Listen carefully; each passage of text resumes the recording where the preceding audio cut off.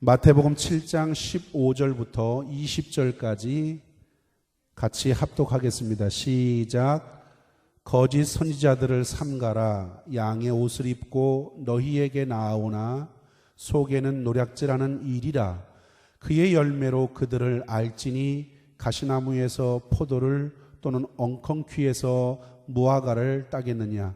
이와 같이 좋은 나무마다 아름다운 열매를 맺고 못된 나무가 나쁜 열매를 맺나니 좋은 나무가 나쁜 열매를 맺을 수 없고 못된 나무가 아름다운 열매를 맺을 수 없느니라.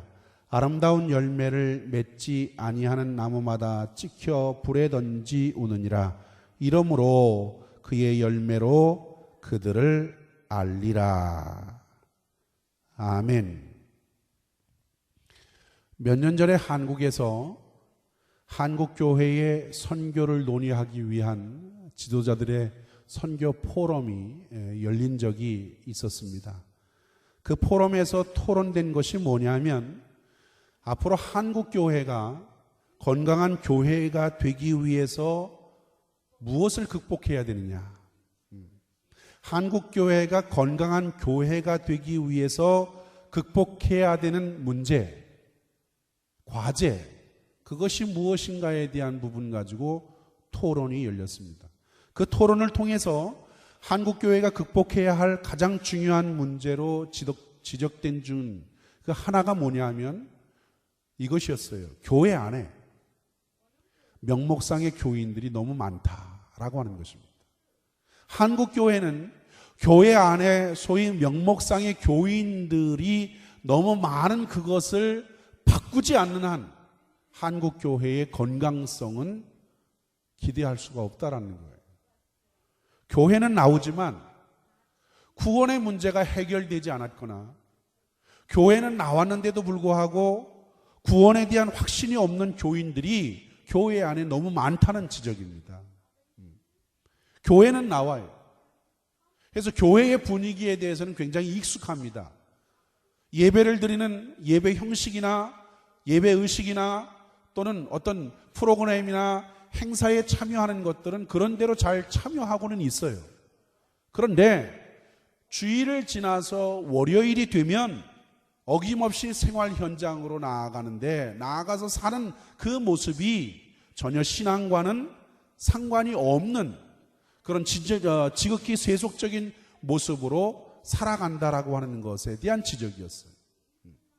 바로 이런 명목상의 교인들의 모습이 교회의 진정한 생명과 건강을 저해시키는 가장 중요한 원인이라고 그 지도자 포럼을 통해서 진단을 했습니다. 이런 모습은 어쩌면 미국 교회나 이민 교회도 예외일 수는 없을 것입니다. 이처럼 오늘 우리 시대의 교회가 안고 있는 고민이 뭐냐면 바로 이 문제예요. 신앙을 어떻게 생활 속에 정착시킬 수 있을까? 주일의 생활과 평일의 생활을 어떻게 하면 일치시킬 수 있을까? 교회 생활이나 가정 생활이 어떻게 하면 같은 모습이 될 수 있을까? 교회의 생활이나 직장 생활이나 사회 생활을 어떻게 하면 우리의 신앙을 가지고 있는 이 신앙의 모습과 연결시킬 수 있을까? 동일한 모습이 되어질 수 있을까라고 하는 그런 고민이에요. 여러분, 이 고민은 예수를 믿고 구원받아서 하나님의 백성이 된 사람들, 그래서 그리스도인이라고 하면 반드시 이 문제에 대해서 해답을 얻고 살아가야 합니다. 이것은 우리에게 있어서 대단히 중요한 과제입니다. 오늘 우리 주변에서 예수 믿지 않는 사람들이 우리에게 하는 말들을 우리는 종종 듣습니다. 이런 얘기예요. 목사님, 뭐 예수 믿는 사람들이라고 그래서 안 믿는 사람과 다른 점이 있습니까? 좀 당돌한 것 같지요. 예수 믿는 사람과 안 믿는 사람의 차이점이 무엇입니까? 오히려 믿는다고 하는 사람들을 보면 더 비열합니다. 양보도 없습니다. 오히려 더 정직하다고도 얘기할 수 없습니다. 오히려 믿는 사람들이 세상 사람들보다 더 나빠지지 않는 것이 다행일 수도 있습니다. 이렇게 얘기를 하는 거예요. 어떤 사람은 더 나아가서 이런 이야기를 해요. 목사님, 제 직장 동료 중에는 예수 믿는 사람이 있습니다. 그런데 그 사람은 오히려 믿지 않는 사람보다도 마음이 얼마나 더 옹졸한지 모릅니다. 속도 좁고 앞뒤가 꽉꽉 막혀 있습니다.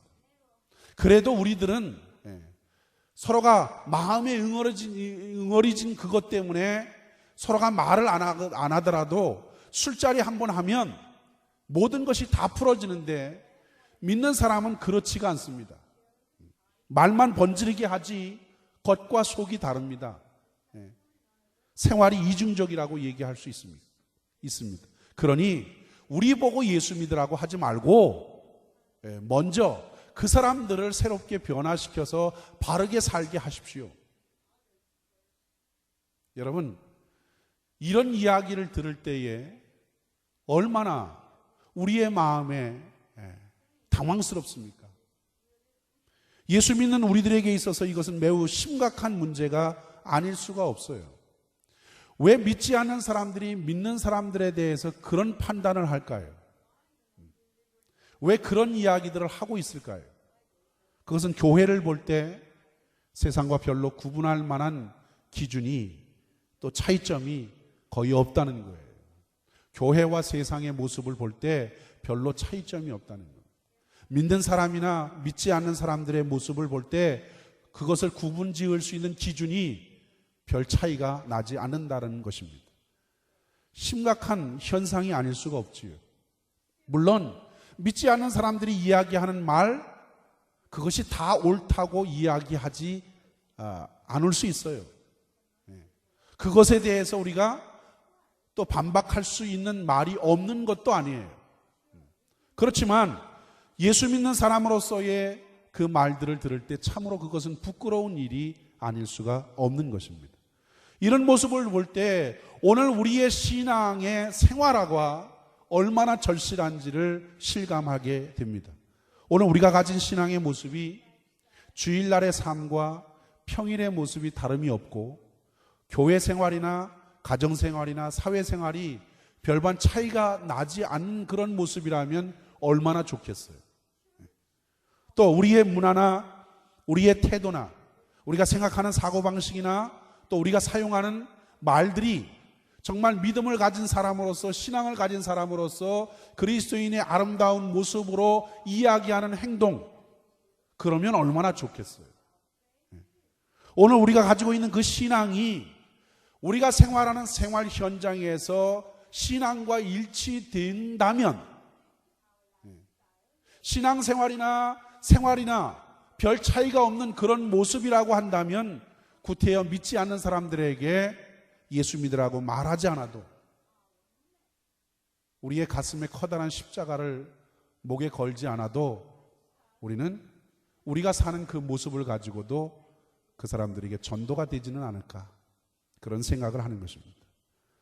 그래서 오늘 우리는 믿음으로 신앙생활하는 우리 모두에게 주어진 중대한 과제는 뭐냐? 신앙의 생활화예요. 동시에 생활의 신앙화입니다. 하나님의 자녀로서 부름받은 우리들이 이 세상에서 신앙을 생활화하고 생활을 신앙화로 살기 위해서는 그럼 어떻게 해야 될까요? 예수님께서는 마태복음 5장과 6장, 7장에 산상설교를 통해서 이 땅에 살고 있는 하나님의 백성들이 어떻게 살아야 되는지, 무엇을 하면서 살아가야 하는지 그에 대한 삶의 원리와 수준을 보여주셨습니다. 그러면서 주님이 우리가 그런 참된 신앙생활을 하기 위해서는 반드시 경계해야 될 것이 하나 있다. 정말 우리가 신앙생활을 바르게 하려면, 정말 신앙생활을 건강하게 하려면 우리가 우리의 신앙 속에서 반드시 경계해야 될 것이 하나가 있는데 그것이 뭐냐? 바로 이거예요. 거짓 선지자들을 삼가하라는 것입니다. 거짓 선지자들을 삼가하는 그 일이 우리의 참된 신앙생활을 하는 데 있어서 반드시 필요한 일이다라고 그렇게 말씀해 주고 있다는 것입니다.